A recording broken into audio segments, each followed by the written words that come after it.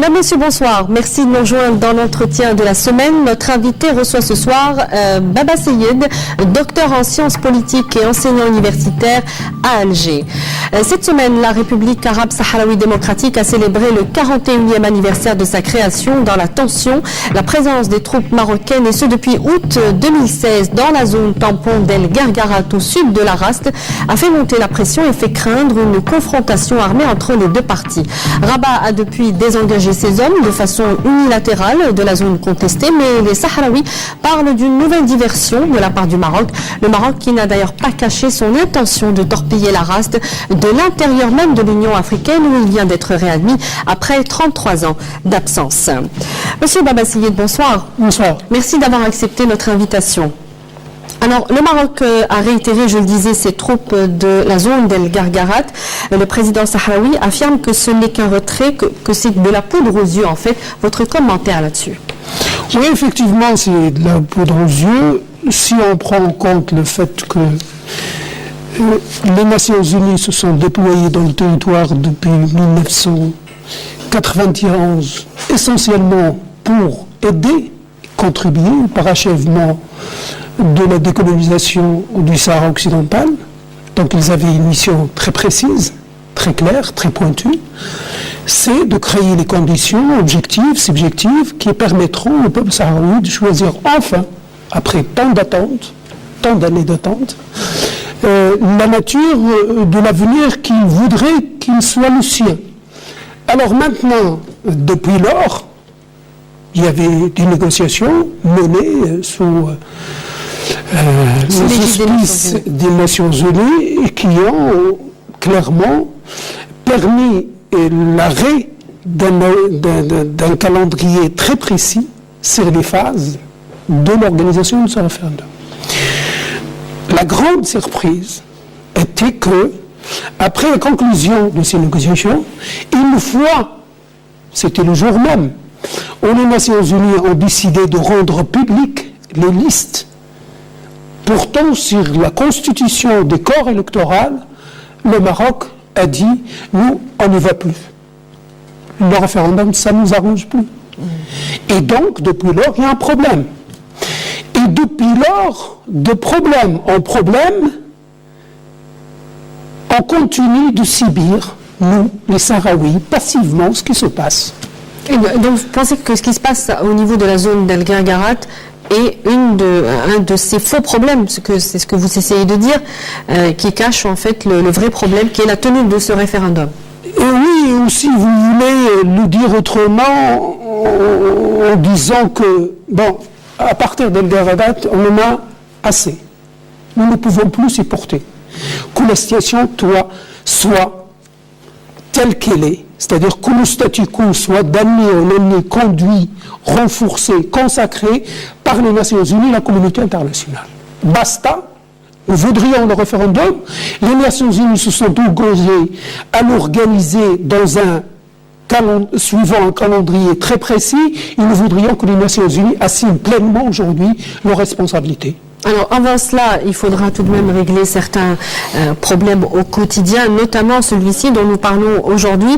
L'armée marocaine avait entamé mi-août, donc au sud de cette localité de Gargarat, la construction d'une route goudronnée au-delà de son mur dit de défense, la barrière de sable donc qui marque la limite du Sahara occidental sous occupation illégale, bien sûr, du Maroc. Le roi Mohamed VI dit, et là, c'est face à la communauté internationale, dit vouloir lutter contre la contrebande. Alors ça, c'est vraiment le summum de l'hypocrisie. Le summum de l'hypocrisie quand on sait que tout au long du mur construit par les autorités marocaines, les autorités sahraouies ne cessent quotidiennement de lutter contre les quantités impressionnantes de drogue organisées de façon institutionnelle par les officiers marocains et l'armée marocaine pour complètement inonder non seulement le Sahara occidental, mais la Mauritanie et en grande partie l'Algérie. Alors ça, c'est vraiment le summum de l'hypocrisie. Il faut dire les choses telles qu'elles sont. Les Marocains, aujourd'hui, face à presque au fait que toutes les institutions internationales, qu'ils soient internationales, continentales ou régionales, ont toutes adopté une ligne de conduite. Le Sahara occidental est un territoire à décoloniser.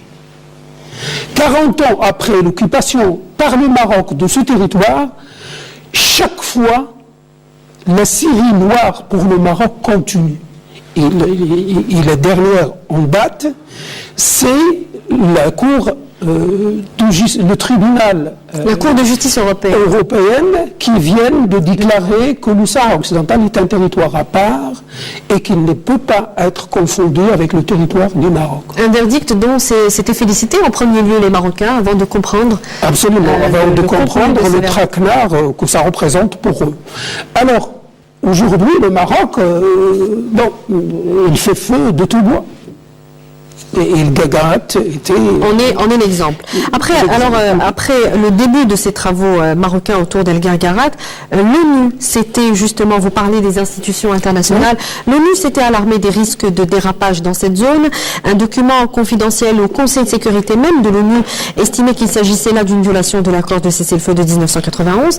Et le quotidien américain, le New York Times, qui est une institution à lui seul, titrait en janvier même sur la prochaine guerre en Afrique du Nord. Est-ce que vous pensez que nous sommes dans un possible scénario de guerre? Mais on est en guerre, pratiquement tout le temps. Je veux parler de guerre armée. Le retour de la lutte armée pour les Sahara. Mais ça, ils sont en train de jouer sur les concepts politiques d'une façon absolument ahérissante. Nous sommes en guerre chaque jour. Il y a des enfants qui meurent par dizaines dans les camps de réfugiés, dans les zones occupées. Il y a des violations caractéristiques dans les zones occupées, des femmes complètement qui perdent des organes vitaux, et un œil, les autres amputés de ses bras.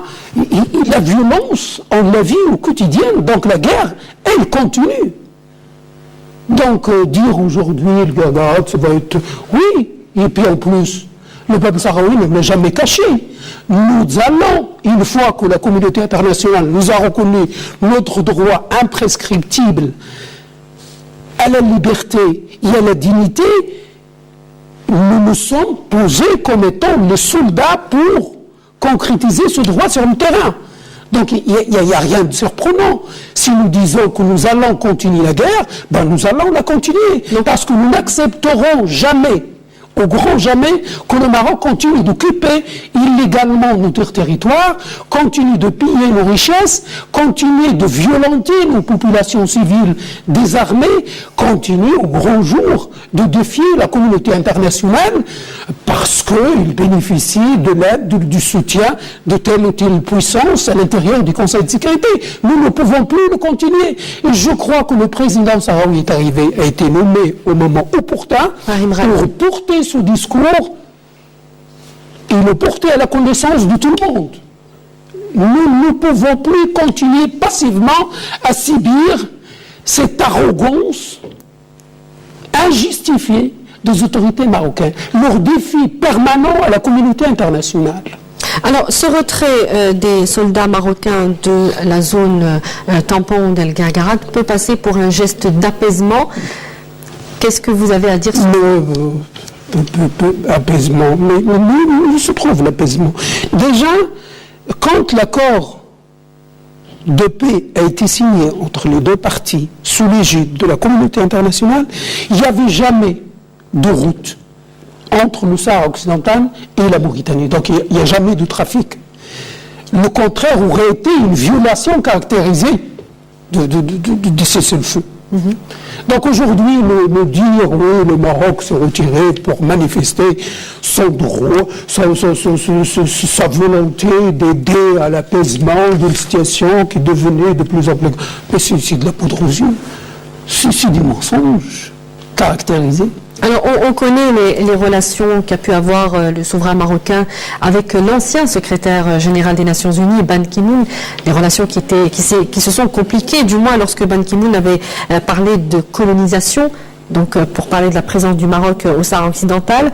Aujourd'hui, il a répondu avec ce retrait à l'appel du nouveau secrétaire général des Nations Unies. Est-ce que c'est une manière aussi d'imposer, in fine, son plan d'autonomie en se montrant plus conciliant? Mais les Marocains sont vraiment aux abois. Le roi est aux abois. Il cherche n'importe quoi pour justifier n'importe quoi. Mais l'actuel secrétaire général a été bien dans les campements. Quand il était le chef de l'organisation du commissariat des réfugiés, il a vu de visu la souffrance. Justement, est-ce que vous pensez qu'il a une sensibilité par rapport à bien sûr, il a vu de ses propres yeux la souffrance indicible de ces milliers de femmes, d'enfants, de vieillards qui croupissent dans ces campements depuis pratiquement 1976, dans l'attente que les Nations Unies honorent leurs engagements pris devant le monde entier, qu'ils vont aider à la décolonisation du territoire. Qu'est-ce qui va nous changer aujourd'hui? Et puis, moi je vois encore raison. Est-ce que le rapport du secrétaire général des Nations Unies en avril prochain pourrait être différent des anciens rapports? Vous savez, le rapport, nous... Pour la résolution bolivienne? Madame, avec la nouvelle direction du Polisario, nous sommes décidés véritablement à défendre Mondocus, notre droit. Peu importe le rapport, peu importe quoi que ce soit. Du moment où les Nations Unies nous ont reconnus et continuent de reconnaître notre droit imprescriptible à la liberté et à la dignité, nous allons continuer par tous les moyens de défendre ce droit.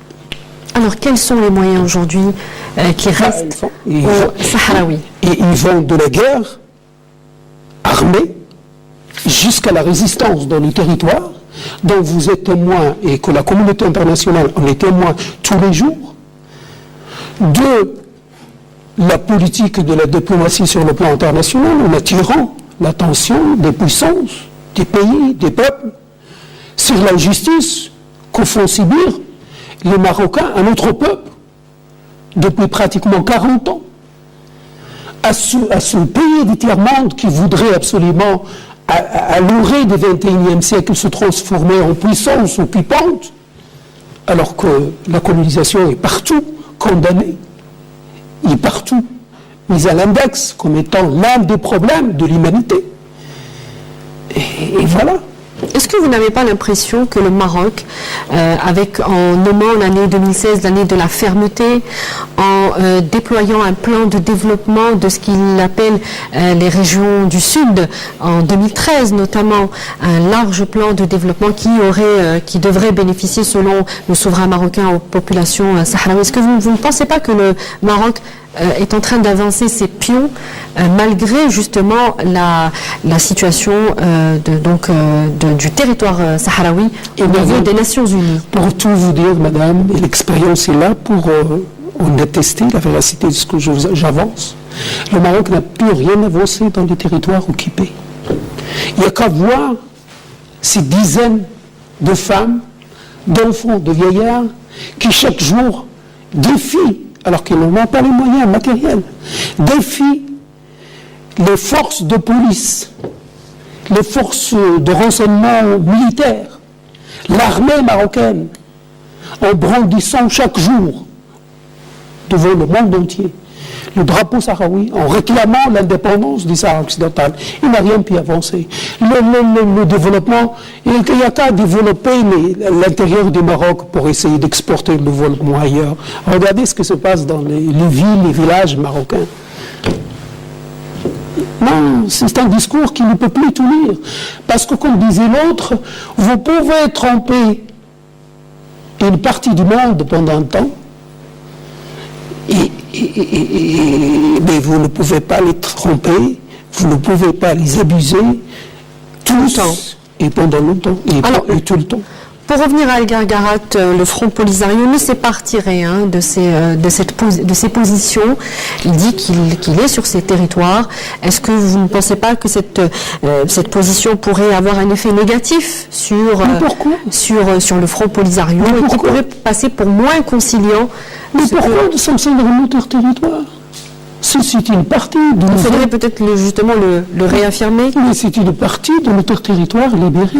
Et nous avons le droit de le défendre. Comme nous avons le droit de reconquérir la partie occupée par le Maroc. C'est notre droit. Je vous ai dit au début de cette émission que ce droit nous a été reconnu par l'ensemble de la communauté internationale. Et ce que nous faisons chaque jour, à tous les niveaux, nous ne faisons que nous conformer à cette exigence. Mais Guterres a appelé au retrait des deux parties. Oui, mais Guterres, je ne sais pas comment il l'appelait, il peut bien l'appeler, ça c'est son droit le plus absolu. Mais nous sommes sur notre territoire. Et nous disons au secrétaire général des Nations Unies, mais sachez, monsieur, et vous le savez pertinemment, que le Gargarat n'est qu'un épiphénomène de tout un problème au départ qui continue de persister, à savoir la non-résolution de ce problème du Sahara occidental, à savoir la non-application des résolutions de la communauté internationale qui ont toutes demandé à ce que le peuple sahraoui puisse librement décider de son avenir, loin de toute contrainte administrative, militaire ou autre. C'est ça le véritable problème. Depuis le 30 janvier dernier, le Maroc, vous le savez, a été réadmis au sein de l'Union africaine. Y a-t-il eu, on peut peut-être l'imaginer, des contacts entre les deux délégations sahraouies et marocaines? Est-ce qu'il peut y avoir aujourd'hui des discussions au sein de cette instance? Aujourd'hui, que nous sommes côte à côte, nous sommes voisins, oui, pourquoi pas. Mais je ne vois pas le problème, pourquoi pas. Mais ça n'a pas encore eu lieu. Non, mais c'est bien que le Maroc, qui a refusé, il y a 30 ans, de rester à l'intérieur de l'Organisation de l'Unité africaine, puisse aujourd'hui, après avoir fait signer par son Parlement et consacré pratiquement la charte de l'Union africaine par son Parlement, siège à côté de la base. C'est une bonne chose. Alors, vous pouvez imaginer peut-être des négociations sous les auspices de l'Union africaine? Nous ne refusons pas. Rappelons que les négociations sous l'égide de l'ONU sont bloquées depuis 2012. Non, en fait, il n'y a pas de négociations. Sous prétexte qu'il y a des négociations, les autorités marocaines viennent à travers 3 ou 4 personnes pour nous transmettre des occasions de Sa Majesté. Et c'est tout. Il n'y avait pas de négociations. Vous parlez de Manhasset. Manhasset, avant ou après. Les seules négociations qui ont existé, c'est celles qui ont mené à l'élaboration du plan de paix. Après, il n'y a plus de négociations. Parce que négocier sur quoi? Nous nous sommes mis d'accord sur tous les détails, sur toutes les phases devant mener à l'organisation de ce référendum. Et même, nous avons prévu, en fonction des résultats qui sortiraient des urnes, la suite à donner à nos relations avec le Maroc. Et nous avons, par tous les moyens, transmis tous les messages aux autorités marocaines, comme quoi le Sahara occidental indépendant ne serait pas une difficulté pour le Maroc. Ça nous permettrait de faire sortir l'Union du Maghreb arabe de sa léthargie et permettre à tout le peuple du Maghreb de se donner la main. Et le Sahara occidental apporterait, en fonction de l'intelligence de son peuple, sa modeste contribution à la consolidation de cette construction. Ce sont les Marocains qui se sont opposés. Les richesses sahraouies demain, une fois le Sahara indépendant, ils seront mis au service de tout le monde, comme les autres apporteront leurs richesses, les Sahraouis apporteront aussi leurs richesses. Et tout le peuple des Maghreb n'ont qu'à gagner de ce mariage, de raison. Alors, est-ce que vous dites qu'aujourd'hui, le Front Polisario n'a plus rien à négocier avec le Maroc? Non.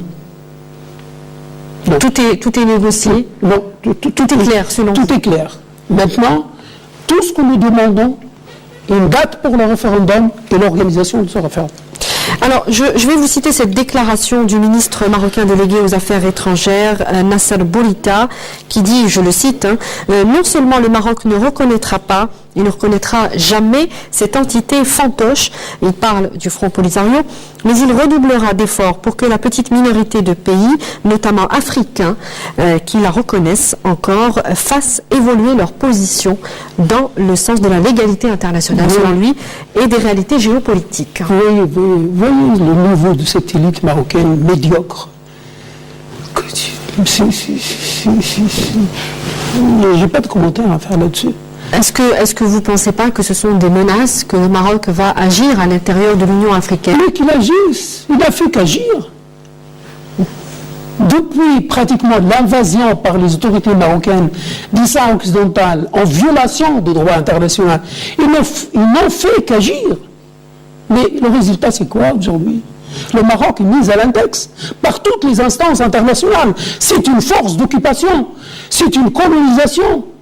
Le peuple sahraoui n'a pas joui de son droit à la détermination. Et c'est la responsabilité de la communauté internationale de l'aider à pouvoir bénéficier de ce droit reconnu par l'ensemble de la communauté internationale. Donc au niveau africain, les Sahraouis n'ont rien à craindre malgré les tournées africaines de Mohamed VI qui se succèdent. Qu'ils tournent, qu'ils dansent, ça ne changerait rien. Ça change rien. On a vu le cas de la Zambie où les Marocains ont affirmé que la Zambie ne reconnaissait plus le Sahara occidental et la Zambie a démenti. Vous avez vu à quel point cette politique de mensonge peut mener. Mais comment voulez-vous qu'il puisse changer de l'intérieur le statut de la RASD alors qu'il a fait endosser par son Parlement pratiquement la charte de l'Union africaine, qui reconnaît que la RASD est membre fondateur,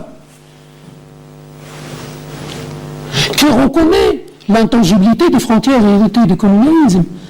Donc vous voulez dire que c'est un non-sens la présence aujourd'hui du Maroc au sein de l'Union africaine? Mais laissez-les rêver, c'est l'expansionnisme, c'est ça. L'expansionnisme, c'est cette volonté, c'est cette politique de gommer l'autre, de ne reconnaître que soi comme force du changement. Les autres n'existent pas. Et c'est ce qui s'est passé avec la Mauritanie, c'est ce qui s'est passé avec l'Algérie, et c'est ce qui se passe aujourd'hui avec le Sahara occidental. Alors, depuis quelques années, le conflit au Sahara occidental a pris une tournure plus juridique, notamment, on l'a dit, avec le verdict de la Cour de justice de l'Union européenne en faveur des Sahraouis. Est-ce qu'aujourd'hui, les Sahraouis ont ce recours unique, finalement, de recourir aux instances internationales? Est-ce que c'est leur seul recours aujourd'hui? Non, c'est un moyen de lutte comme tant d'autres.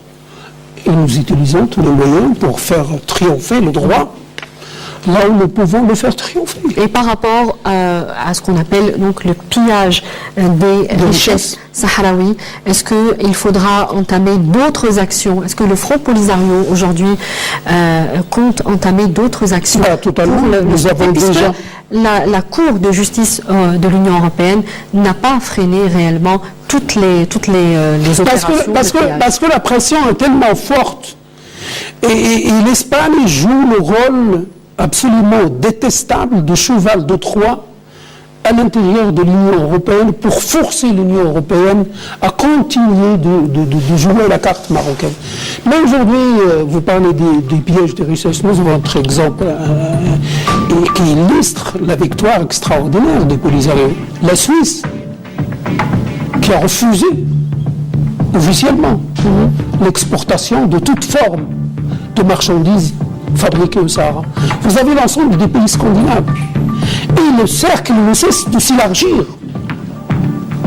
Qui aurait pu imaginer ça il y a 10 ans, 15 ans?